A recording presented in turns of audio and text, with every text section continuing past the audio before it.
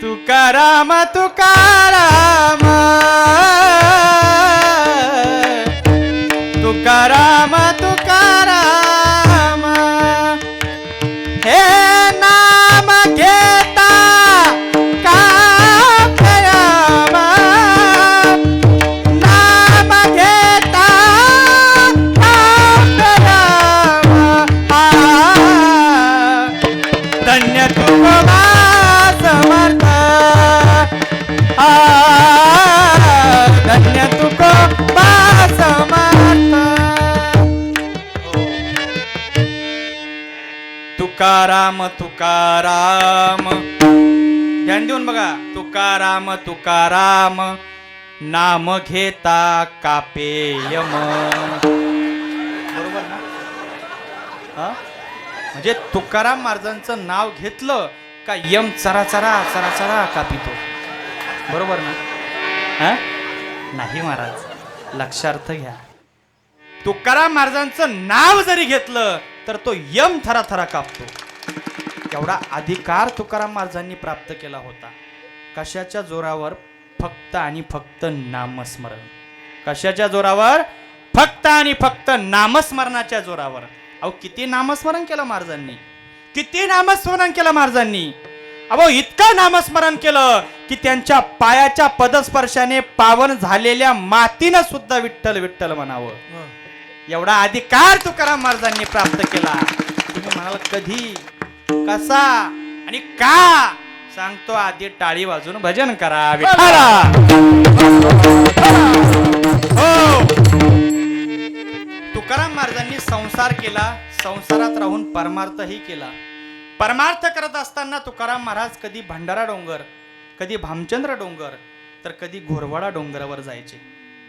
भजन करण्यासाठी जायचे दुसरं काही नाही दिन रजनी हाची धंदा गोविंदाचे पोवाडे फक्त आणि फक्त विठ्ठल विठ्ठल नामस्मरण करायचे एक दिवस जिजाऊ आईसाहेब तुकाराम महाराजांकडे गेल्या तुकाराम महाराजांना म्हटल्या महाराज महाराज तुम्ही भजन करण्यासाठी जाता कधी भामचंद्र डोंगर कधी भंडारा डोंगर कधी घोरवडा डोंगर तुम्ही तीन डोंगरावरती कोणत्या डोंगरावरती जाता हे किमान मला सांगून तरी जात जा तुकाराम महाराजांनी म्हणावा आवले काय म्हणावं आवले तुकाराम महाराजांनी स्वतःच्या पत्नीला नावाने कधीच हाक मारली तुकाराम महाराजांच्या पत्नीचं नाव होतं जिजाऊ आईसाहेब कधीच त्या जिजाऊ म्हटले आवले प्रेमाने आवले म्हणायचे आवले अगं माझा पांडुरंग परमात्मा त्याचं नाव घेण्यासाठी मला कोणत्या डोंगरावर घेऊन जातो अगं हे मलाच ठाऊक नाही ग तरी आवलींनी म्हणावं जिजाऊ आई साहेबांनी म्हणावं महाराज अहो पण तुम्हाला न्याहारी घेऊन येता येता मला तीनही डोंगर पायाखाली घालावे लागतात मग कुठे तुम्ही मला भेटता तोपर्यंत संध्याकाळ होऊन जाते हो आणि संध्याकाळी तुम्हाला सकाळची न्याहारी भेटते किमान किमान कोणत्या डोंगरावर जाता एवढं तरी सांगत जा महिला मंडळ ध्यान देऊन ऐका तुकाराम महाराजांचं जेवण झाल्यानंतर जिजाऊ आईसाहेब जेवायचे तुकाराम महाराजांचं आता तर सगळा वाट्या बोलायचे आताच सगळे दुनियाचा कलियुगाचा अवघड आहे तुकाराम महाराजांचं जेवण झाल्यानंतर जिजाऊ आईसाहेब जेवायच्या आणि तुकाराम महाराजांना निहारी देता देताच संध्याकाळ होऊन जायची मग जिजाऊ आईसाहेबांनी जेवायचं कधी म्हणून तुकाराम महाराजांना जिजाऊ आईसाहेब म्हणायच्या महाराज कमीत कमी कोणत्या डोंगरावर जाता एवढं सांगत जा याचाच अर्थ जिजाऊ आईसाहेब ह्या पतिव्रता होत्या कोण होत्या पतिव्रता आणि तुकाराम महाराजांचंच प्रमाण आहे तुका म्हणे तुका म्हणे तुका म्हणे पतिव्रता तुका म्हणे तुका म्हणे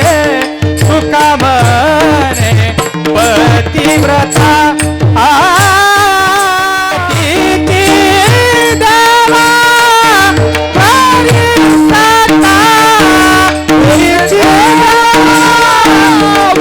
Sorry.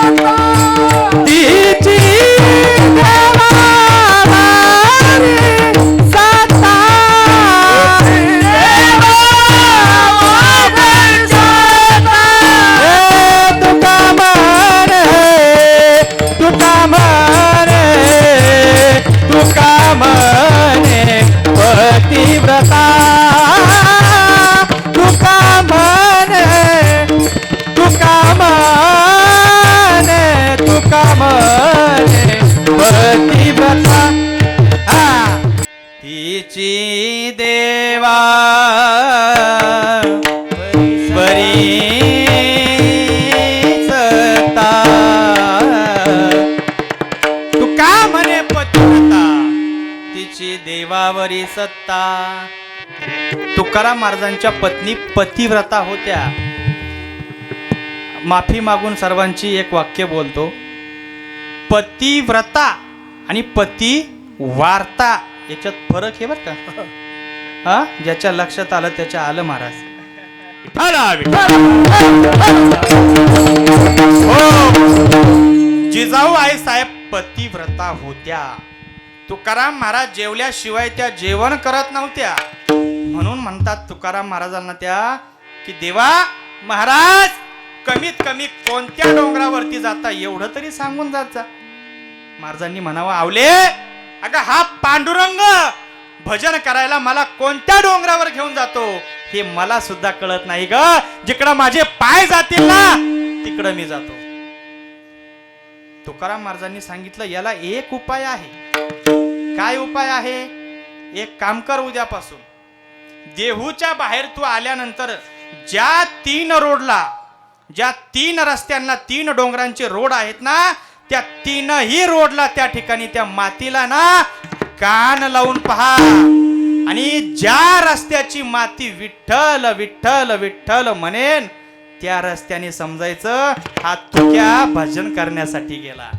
सांगण्याचे तात्पर्य